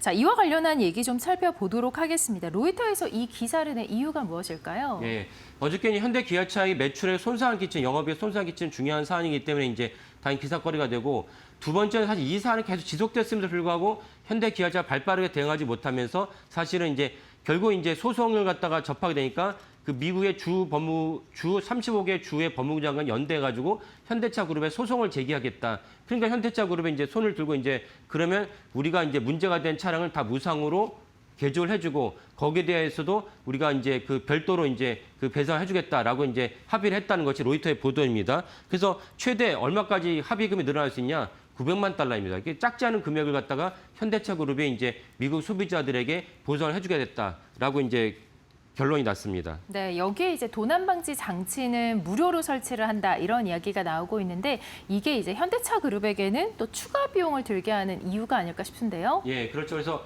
다시 한번 수치를 정확히 말씀드리면 현대차가 이번에 문제가 된 도난 방지 기술을 장착하지 않은 차량이 무려 400만 대, 기아차가 300만 대, 합치면 700만 대인데 700만 대에 대해서 그 개별 소비자들에게 보상해줄 비용은 이제 최대 900만 달러이고 어쨌건 그들의 그 도난 방지 장착 부품이 없는 그 차량에다가 다 부품을 갖다가 다시 추가해줘야 되니까 이렇게 했을 때 최대 비용이 무려 5억 달러. 그것도 우리나라 원화로 환산하면 무려 한 7,300억 정도 됩니다. 엄청난 영업이익이 훼손이 되기 때문에 이런 부분은 이제 현대 기아차가 발빠르게 대응하지 못했다는 점에서는 좀 아쉬운 대목입니다. 네, 뭐 특히 세계 3위 완성차 기업이 현대차 입장에서 이러한 어떤 기본적인 문제가 있다라고 한다면 정말 문제가 크다라고 봐야 되는데요. 예, 이 어느 정도 문제였냐면 미국의 불량 청소년들이 특히 기아차를 타겟으로 해서 도난을 많이 했어요. 장난처럼 했다는 게 뭐냐면 자기들이 도난을 하는 행동을 갖다가 영상을 촬영하는데 틱톡 올려야 돼요. 이게 밈처럼 퍼지면서 미국 내에서 큰 사회 범죄가 됐습니다. 도난했다는 것이 잘했다는 것은 아니지만 도난을 할 정도로 쉽게 이제 그 보안과 그 문제가 있다면 이게 현대차 그룹에 책임이 있는 것이 아니냐라는 측면에서도 미국 사회에서 문제가 됐습니다. 그래서 이런 기아를 상대로 해서 차량 절도 행위를 하는 이런 불량 청소년들을 가리켜서 신조어도 나왔는데 기아 보이즈라고 신조어도 나왔습니다. 이런 점은 참 세계 완성차 3위라는 위상이 맞지 않는 현대차 그룹에게는 되게 부끄러운 대목이 아닐 수 없습니다. 미국의 불량 청소년들이 이 기아를 타겟으로 절도 행위를 하는 것을 기아 보이즈라는 신조어까지 등장을 할 정도네요. 자, 현대차 그룹이 성장에 주력을 하다 보니까 아무래도 이런 부분까지는 미처 챙기지 못한 게 아닌가 싶은데요. 예, 맞습니다. 여기에 또 다른 완전 주행 자율주행차 입장에서도 현대기아차가 테슬라보다 R&D 비용이 적습니다. 우리가 다 알다시피 완전 자율주행차는 현대기아차가 뒤처졌는데도 불구하고 테슬라보다 R&D 비용이 뒤처졌다면 심각한 일이 아닐 수 없습니다. 그리고 최근에 성창현 담당 사장이 사퇴했습니다. 이 부분 역시 현대차 입장에서는 뼈아픈 대목이고 왜 사퇴했는지 하나하나 조목조목 짚어가지 않으면 현대차 그룹에게는 미래는 되게 암울하다 이렇게 볼 수가 있겠습니다. 네, 보안 강화 비용이 최대 5억 달러입니다. 상당한 돈인데 사실 뭐 자동차 업계라면 이러한 부분에 대한 책임을 꼭 지어야 하는 것 같습니다. 자, 지금까지 히든글로벌 조우진 타키온 대표와 함께했습니다. 고맙습니다. 네, 감사합니다.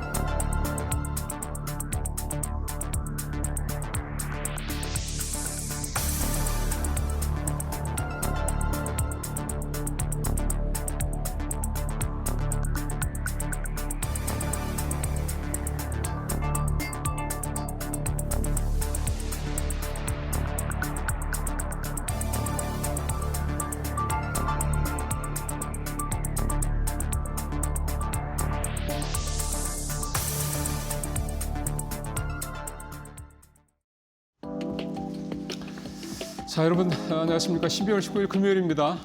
밤새 잘 편히 주무셨습니까? 오늘 좀 어제보다 좀 덜 춥다라는 생각이 좀 들면서 왔습니다.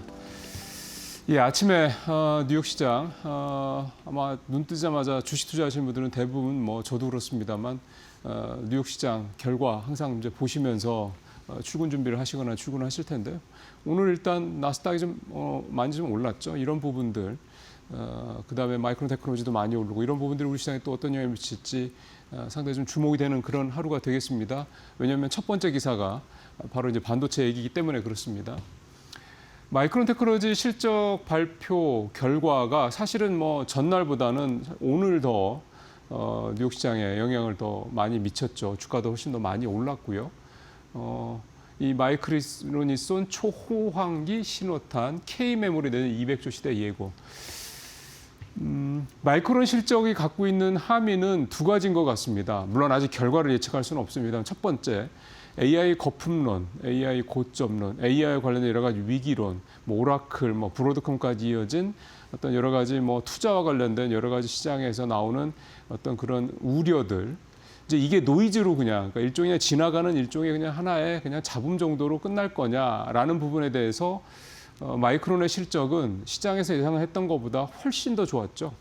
어닝 서프라이즈 수준을 넘어서는 그런 결과이다 보니까 그러면 지금 나오고 있는 여러 가지 뭐 오라클, 그다음에 뭐 브로드컴이니 뭐니 오픈 AI니 뭐니 이렇게 나오는 얘기들이 결국은 이제 노이즈구나라는 식으로 시장의 심리를 좀 가져갈 수 있는 계기가 될 수 있지 않겠냐 이런 생각을 좀 가져볼 법하다라는 거고요.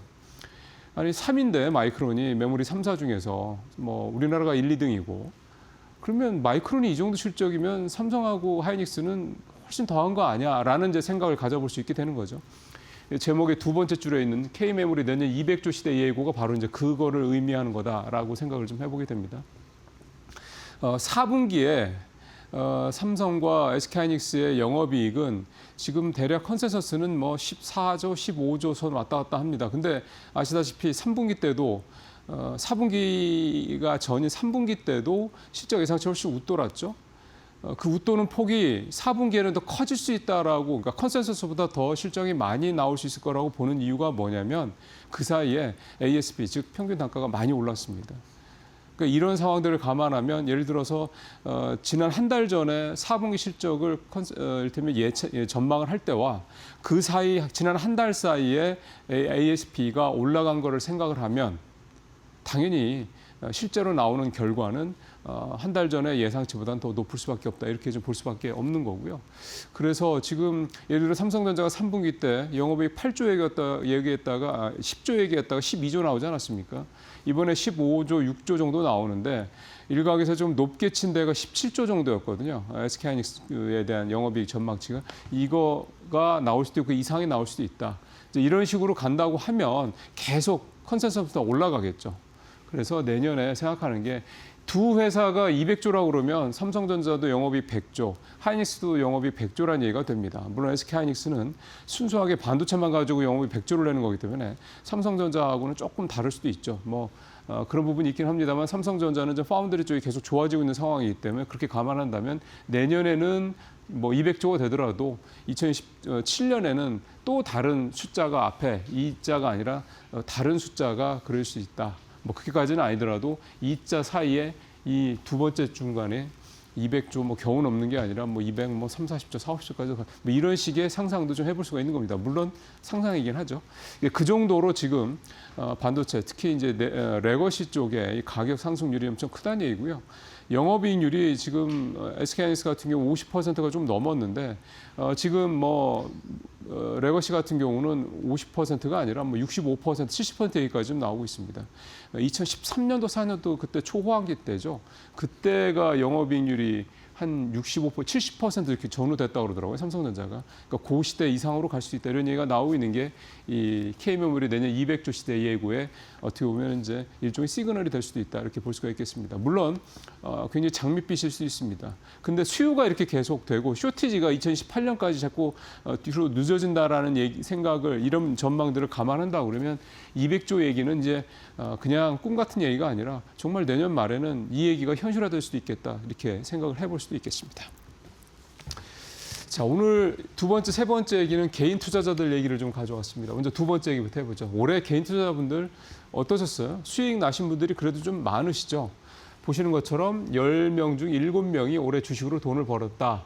평균 912만 원을 벌었다. 이렇게 얘기가 나왔습니다. 이 근데 평균이라는 요 말에 함정이 있다는 거 제가 조금 이따가 설명을 좀 드리겠습니다. 올해 1월부터 1월까지 지난달까지 11개월 동안의 결과고요. 12월 달은 잘 아시는 것처럼 뭐 산타레리가 만약 없다 그러면 마이너스 수익률이 날 가능성이 높기 때문에 뭐 좀 줄어들 수도 있습니다. 근데 어쨌든 11월 달까지만 놓고 봤을 때 개인 투자자들은 이렇게 70% 정도가 수익을 67%가 평균 912만 원의 수익을 냈고 33%가 평균 685만 원의 손실을 냈습니다. 자, 근데 지금도 중요한 겁니다.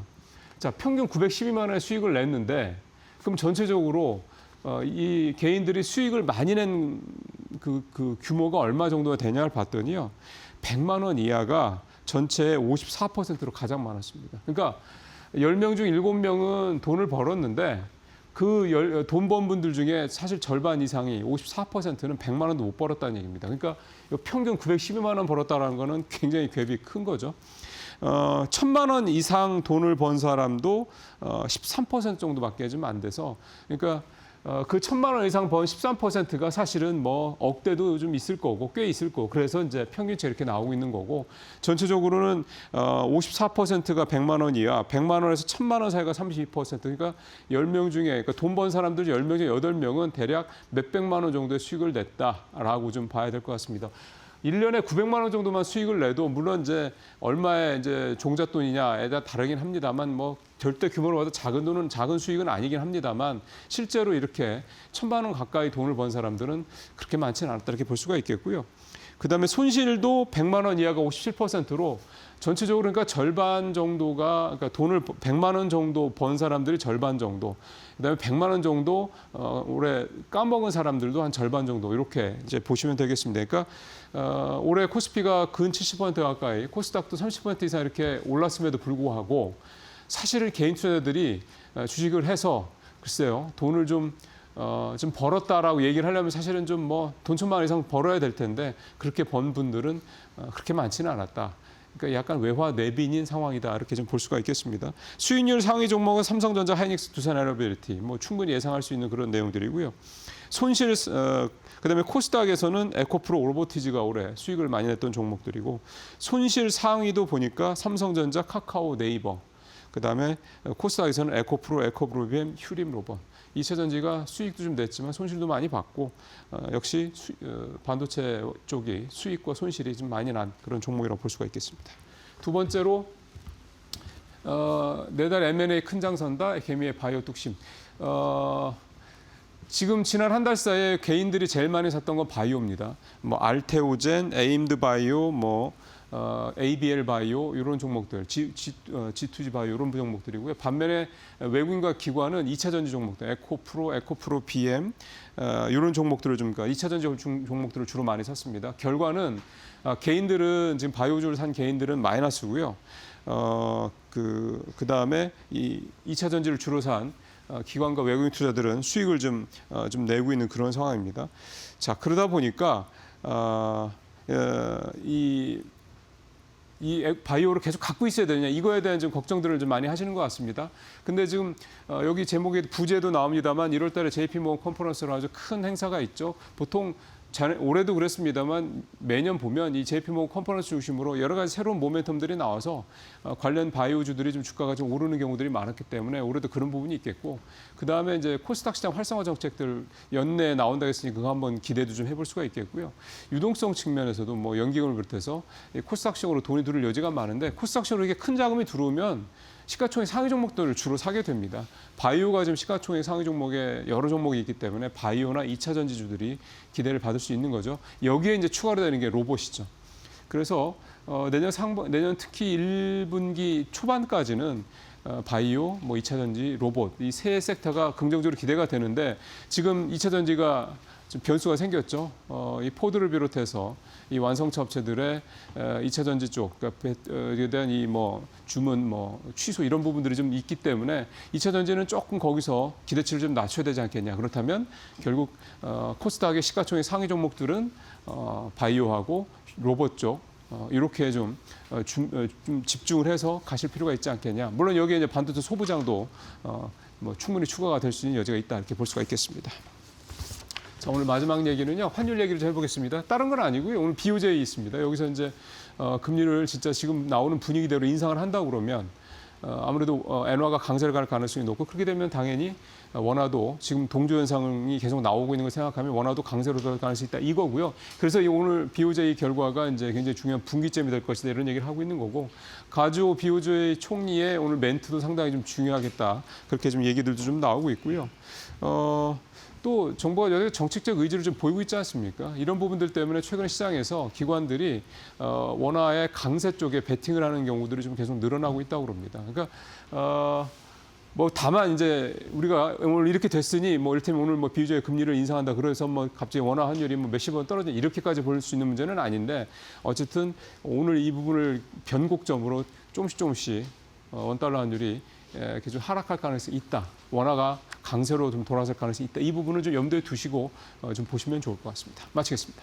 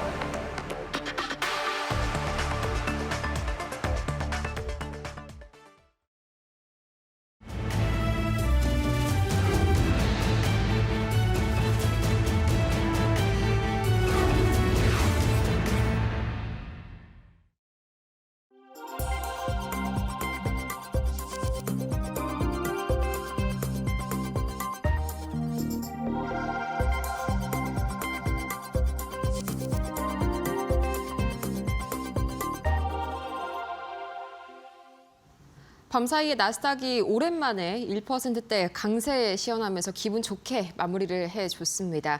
과연 그렇다면 오늘 이 마이크론의 12% 깜짝 어닝 서프라이즈 소식에 우리 증시는 어떻게 반응할지 이영훈 IM증권 서울금융센터 이사 모시고 이야기 나눠볼게요. 어서 오세요. 네, 안녕하십니까. 네, 밤사이에 뉴욕 증시 간만에 이 3대 지수가 플러스로 좀 마무리가 된 하루였던 것 같습니다. 두 가지 이슈가 좀 있었는데 첫 번째가 마이크론이 생각보다도 더 좋은 실적을 발표를 했고요. 또 두 번째가 CPI는 예상치 대비해서 좀 낮게 나왔었죠. 뭐 마이크론 이슈부터 한번 볼까요? 마이크론 테크놀로지 그 실적 발표 내용은 한마디로 네. 레거시 쇼트지가 확인된 거다. 네. 영업이익률 다음 포드 가이던스가 보면 67% 얘기하거든요. 이 정도 수치가 가능한 거는 물량 쇼티지가 전제가 되지 않고는 불가능한 숫자고요. 그렇죠. 또 얘기했던 게 26년도 HBM분 다 완판했다. 그러면 마이크론 테크놀로지가 지금 알려지기로는 HBM4 시장 진입이 조금 어려움이 있음에도 불구하고 그렇죠. 이런 얘기는 거기도 역시 쇼티지라는 얘기거든요. 그렇게 말씀을 드리면 제가 이제 계속 말씀을 드리는 부분들이 AI가 처음에 시작됐을 때는 GPU 칩이 쇼티지였죠. 그렇죠. 그러니까 엔비디아 칩이 폭등이 일어났었던 거고 그 다음에 그게 이제 폭등이 나왔는데 그거를 조정하겠다고 TSMC가 증설을 하는데도 이게 삼성이 못 따라오니까 TSMC만 찾아보게 되니까 네. 그쪽이 쇼티지가 난 거였었고 그래서 TSMC가 또 한동안 엄청 강했었고 그 다음번에 지금 쇼티지가 나는 거는 내 것이다라는 거죠.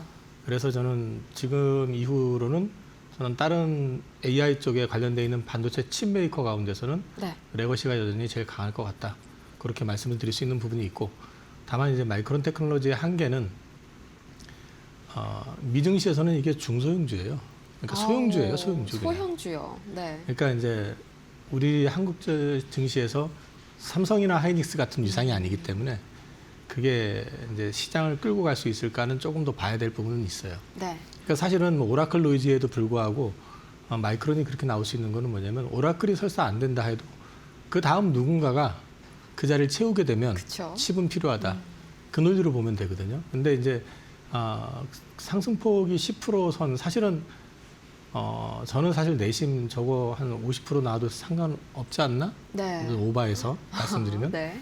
50%까지 나오겠습니까마는 근데 이제 그 정도 실적에 비해서는 반응이 좀 덜한 것 같은 느낌. 그런가요? 근데 이제 그 이유 중에 하나는 여전히 이제 시장이 조금 경계하는 좀 처리가 좀 있고요.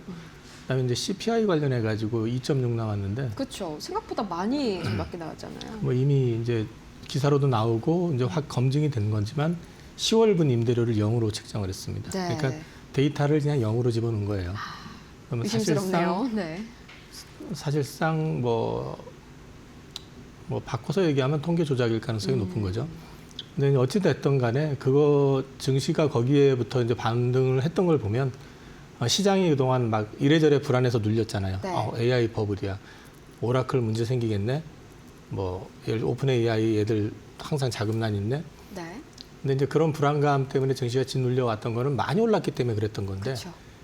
계속 눌려오니까 사람들이 위축되는 가운데서 뭔가 호재를 기다렸었는데 뭐 조작이든 아니든 간에 이제 CPI가 예상치보다 잘 나왔다 환호하고 또 이미 실적 발표한 마이크론 테크놀로지가 서프라이즈가 나왔다는 거예요. 일단 시장은 반등을 한 걸로 보시면 될 것 같아요. 네. CPI가 생각보다 너무너무 좀 잘 나와가지고 또 무슨 일인가 했는데 약간 그런 뒷배경이 또 있었네요. 마냥 이거를 신뢰성 있는 데이터로 판단하기에는 약간의 좀 무리가 있기도 한 것 같습니다. 이제 이어서 오라클의 2차 쇼크 단 하루 만에 사실 이 마이크론 이슈가 나온 거잖아요. 오늘 SK 하이닉스랑 삼성전자도 좀 어제는 반응을 못했지만 오늘은 이 마이크론이 정규장에서 워낙 올랐으니까 좀 비슷한 움직임 좀 보여주지 않을까 하네요. 10% 올라가면 좋은데 네. 이게 지금 삼성전자 같은 경우도 그렇고 하이닉스도 그렇고 실적 발표 전날 한 5% 가까이 올랐던 것 같은 걸로 기억하는데 네. 그러니까 선반영이 된 측면도 일정 부분이 있어요. 오늘 뭐 당연히 플러스가 나오긴 하겠지만 그래서 시장이 좀 불안해하는 거는 많이 올랐다는 거. 거기에다 이제 그 미증시도 수급이 애매하게 지금 돼 있는 상태인데다가 네. 국장 기준으로 봤을 때 지금 환율이 여전히 좀 버벅거리고 있고 거기에 더해서 그 실적 좋은 건 아는데 수급이 좀 분산이 돼 있다 보니까 눈치만 보고 있는 느낌. 그리고 또 남은 게 BOJ 오늘 하잖아요. 그렇죠. 금리 인상 결정에 대한 눈치. 근데 사실은 저는 큰 의미가 없다고 보는데도 어쨌든 시장에서는 눈치 이렇게 봐야 될 보니까 만한 요소들이 많네요. 그래서 연말 앞에서 지금 좀 재미없는 그림이 나오는데 저는 뭐 오늘 정도는 좀 반등 나오지 않을까 싶습니다. 네, 오늘 정도면 살짝 또 반등을 하는 기회. 뭐 어차피 떨어져도 지금 모아가는 시기니까요. 근데 이어서 어제 상당히 좀 사실상 반도체보다는 2차 전지 쪽에 마음이 많이 쓰이더라고요. LG엔솔이 9% 급락이 나왔는데 이 포드가 내연기관 쪽으로 아예 집중하는 방식으로 좀 전략을 수정을 한 것 같습니다. 뭐 생산 전이라고는 하지만 뭐 원자재 같은 것들을 미리 사둔 것들도 있을 거고요. 또 어쨌든 매출에 공백이 생길 텐데 여기에 대해서 오늘 추가적인 급락 뭐 충분히 나올 거라고 보실까요? 포드 계약 자체는 이게 27년 이후 거기 때문에 네. 원자재를 지금 사놨을 리는 별로 없고요. 다행이네요. 우선은. 네. 다만 이제 센티적으로 그동안 이제 ESS 수주 뭐 이런 것들 때문에 주가가 올랐는데 그렇죠. 그걸 넘어서는 지금 해지 계약이 나오니까 규모로 봐서 이게 센티적으로 좀 눌리는 측면은 분명히 있습니다. 네. 거기에 더해 가지고 하나 조금 우리가 경계해야 될 부분들은 이번에 포드가 SK온하고 공장을 서로 나눠 가지면서 그렇죠. 그 포드가 이제 운영하기로 한 공장이 그 CATL의 기술을 받아가지고 ESS 배터리를 LFP 방식으로 네. 생산할 예정이라고 하거든요.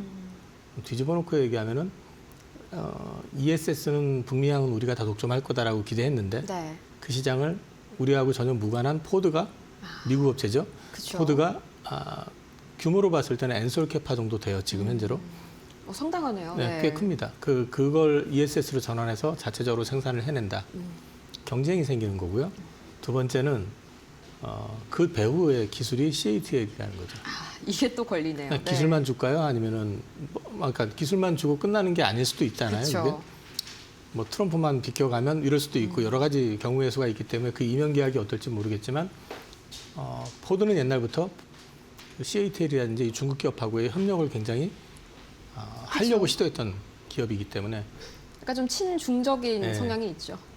오래전부터 해왔었던 부분이기 때문에 이게 이제 구체화되고 있다는 측면에서 이게 오히려 더 사실은 2차 전지 섹터에는 좀 부담이 되는 거 아닌가 싶습니다. 네, 확실히 CATL까지 결부가 되니까 거기에 대한 불안감이 더 증폭이 되는 것 같습니다. 그래도 뭐 만약에 이번에 흔들렸지 않습니까? 이거를 좀 매수 기회로 삼아야 될까요? 아니면 좀 관망해야 될까요? 좀 확인하고 사시는 게 좋을 것 같아요. 네. 그러니까 이 부분이 포드가 자체적으로 배터리 공장을 운영한다 말도 안 되는 소리거든요. 그렇죠.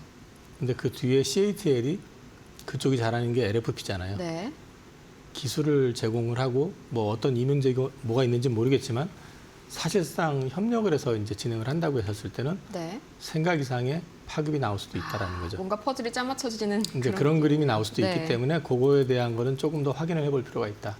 그렇게 말씀드리겠습니다. 네, 2차 전지 관련해서는 내용을 조금 더 확인을 해봐야 될 것 같습니다. 앞으로 이 CATL과 또 SK온 관련 뉴스들도 꾸준히 트래킹을 해보셔야 될 것 같고요.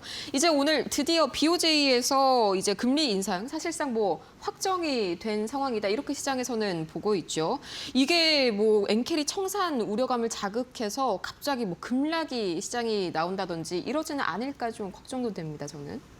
전 계속 말씀드렸지만 불가능한 얘기일 가능성이 높다. 다행이네요. 네. 불가능하다라고 얘기하면 너무 단정적이라서 저도 그렇죠. 가능성이 높다 이렇게 말씀을 드렸지만 지금 일본의 상황 자체가 부채도 많고 금리 인상을 섣불리 못하는 이유 중에 하나는 이자 비용, 네. 그다음에 또 한 가지는 경기에 대한 부담입니다. 인플레를 잡긴 잡아야겠지만 지금 다카이치 내각이 지금 경기 부양에 나서고 있는 환경에서 네. 적극적인 금리 인상을 한다는 얘기는 그걸 풀어뜨리겠다는 얘기밖에 안 그쵸. 되거든요. 그게 쉽지 않을 거고 또 한 가지 계속 말씀드리는 거지만 그 BOJ는 독단적인 결정을 해온 적이 거의 없습니다. 네, 연준하고의 그렇죠. 협력이 항상 이루어졌다는 거죠. 그래서 네. 이번 같은 경우는 거의 지금 우려하는 시나리오는 불가능에 가깝다. 그러니까 시장의 우려가 좀 과하지 않느냐라는 게 개인적인 생각입니다. 네, 그리고 여러 가지 안전 장치를 이미 뭐 지난해 대비해서는 올해 많이 좀 현재 준비를 해놓은 상황이기 때문에 어느 정도 시장에 선반영된 감도 없지 않아 있겠네요. 뭐 준비를 어떻게 했는지 모르겠지만 사실 네. 엔캐리 트레이드가 유발될 수 있는 환경 여건 자체가 안 돼요 지금. 지금 그래서- 상황에서는 뭐 네. 여건 자체가 성립이 되지 않는다 말씀을 주셨습니다. 정말 다행인데 우리 시장의 환율을 봤을 때는 또 그렇게 전체적인 상황이 다행인 것 같지는 않습니다. 우선 외인이 이번 주에만 코스피 현물을 뭐 2조 5천억 원 가까이 정말 내다 팔았는데 언제쯤 좀 수급이 돌아와줄지 고민이 되네요. 아무래도 환율 영향도 크겠죠. 일정 부분은 작용을 하고 있지만 지금 이제 환율 관련해 가지고는 알려진 사실만 가지고 봤을 때는 사실은 지금 피크아웃일 가능성이 여전히 높다고 저는 봅니다. 네.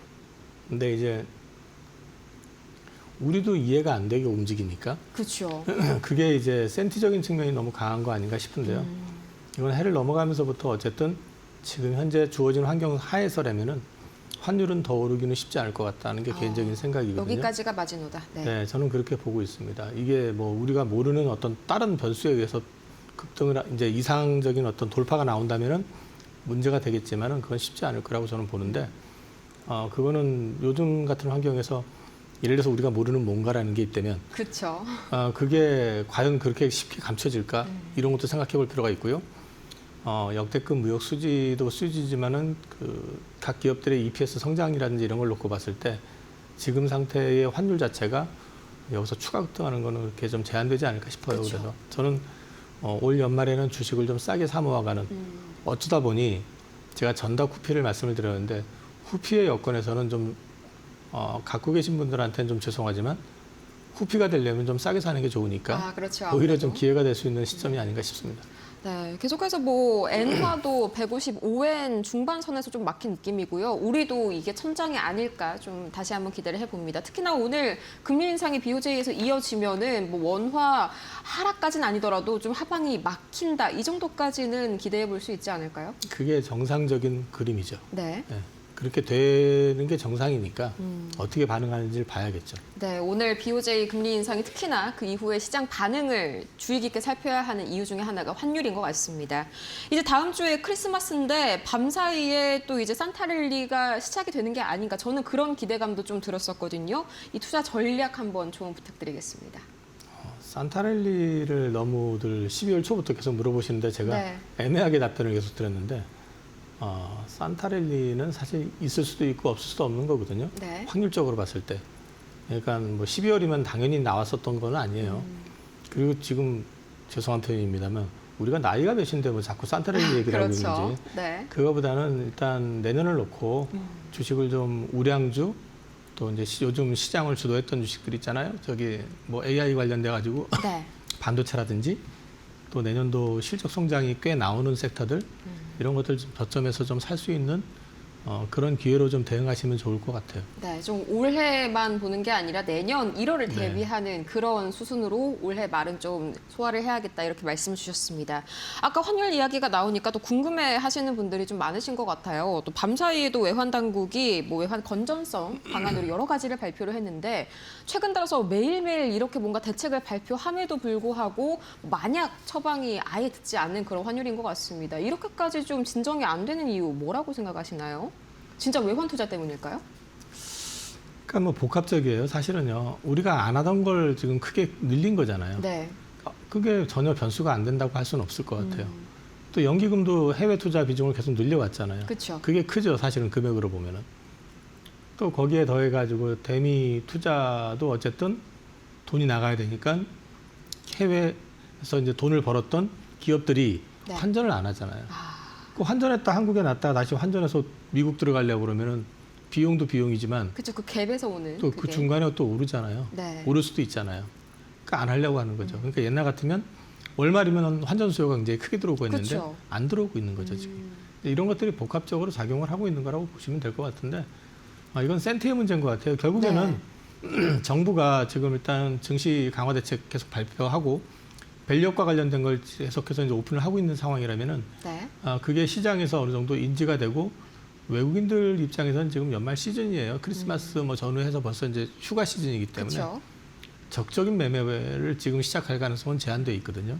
그러니까 연내에는 뭐 크게 돌아선다 이런 개념보다는 네. 좀 싸게 사 간다 이런 개념으로 보시면 되고 환율은 역시 마찬가지로 연내보다는 연초부터 좀 흐름을 좀 지켜볼 필요가 있지 않을까 싶습니다. 연초부터 이제 약간 방향성이 바뀔 수 있다라고 말씀해 주셨습니다. 마지막으로 바이오는 좀 어떻게 봐주실까요? 바이오가 또 코스닥에서 약간 대피처 같은 느낌이 돼주고 있다. 저는 이런 생각이 들었거든요.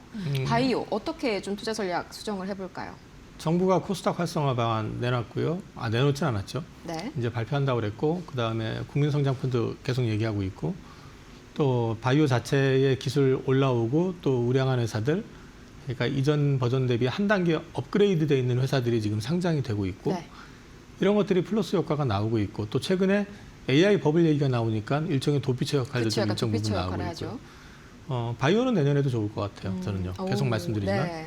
그래서 바이오 쪽에 대해서는 관심 계속 가지시는 게 맞고요. 바이오 관련해 가지고는 앞으로도 계속 공부를 하지 않으면 네. 시장 수익률 추격하기가 그렇게 쉽지는 않을 것 같습니다. 그리고 개인적으로는 내년 장이 네. 올해보다 더 압축이 될 가능성도 있다고 보거든요. 압축이라면은 어떤 의미일까요? 올해는 상반기는 조방운전, 그 다음에 하반기 들어와 가지고 반도체, 그렇죠. 바이오, 그 다음 자동차 그랬잖아요. 네. 근데 어쨌든 그러면 7개 섹터가 움직인 거잖아요. 그렇죠. 많이 크게 움직였죠. 봐서는. 네. 여기에 지주도 움직였고 은행도 움직였고.